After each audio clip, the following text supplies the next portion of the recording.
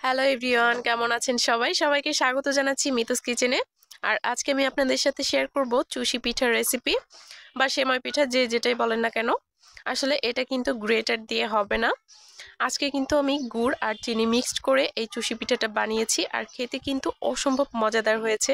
আর হ্যাঁ, যে যাই বলুক না কেন, আসলে গ্রেটার দিয়ে অথবা এর আগে যে একটা কেচি দিয়ে দেখিয়েছি, এভাবে কিন্তু আসলে এই পিঠাটা বানানো যায় না। হাত দিয়ে কিন্তু সব থেকে বেশি সুন্দর হয়।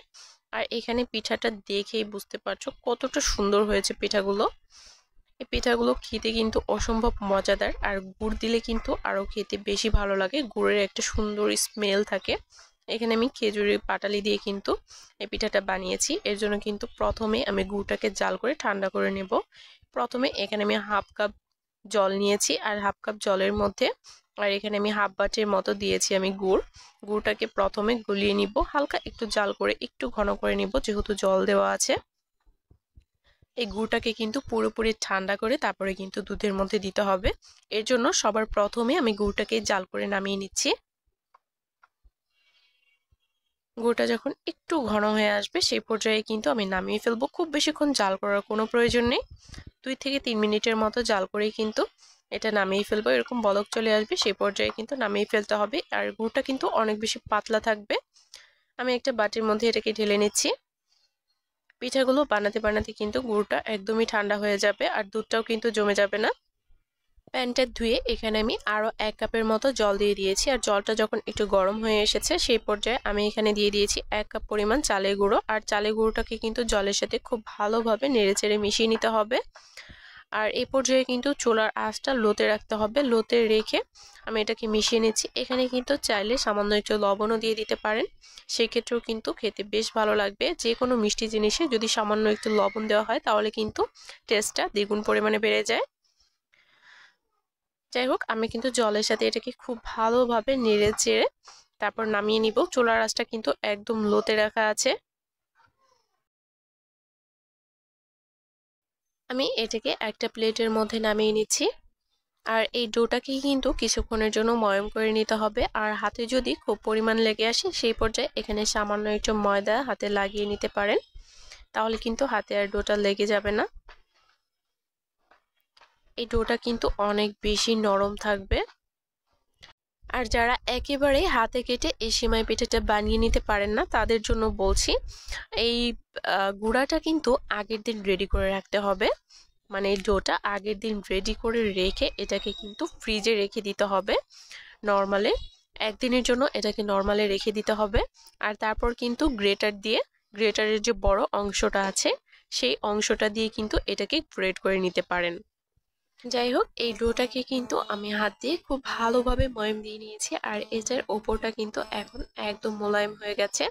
এখান থেকে আমি এখন একটু করে ডো নিব, আর ওপরে সামান্য একটু ময়দা ছিটিয়ে নিচ্ছি। এখানে কিন্তু ময়দার পরিবর্তে চালের গুঁড়ো ছিটিয়ে নেওয়া যাবে, যেন বোর্ডে আর হাতে লেগে না যায়, সেই জন্য কিন্তু এখানে একটু ছিটিয়ে নেওয়া হয়েছে। আর তারপর এখান থেকে অল্প অল্প করে ডো নিয়ে আমি এরকম দড়া পাকিয়ে নিচ্ছি। এরকম দড়া আমি অনেকগুলো পাকিয়ে নিব, আর তারপরে কিন্তু এখান থেকে আমি পিঠাগুলো কেটে নিব। পিঠাগুলো বানানো কিন্তু একেবারেই ইজি। এখানে কিন্তু সামান্য একটু ময়দা আমি আরো ছিটিয়ে নিলাম, আর তারপর ভিডিওতে দেখা প্রসেস অনুযায়ী এটাকে কেটে নিতে হবে। হাত দিয়ে এটাকে সামান্য একটু ঘষে দিলেই কিন্তু সুন্দর এই ডিজাইনটা হয়ে যাবে। প্রথমে পিছনের দিকে টান দিতে হবে, আর তারপর সামনের দিকে।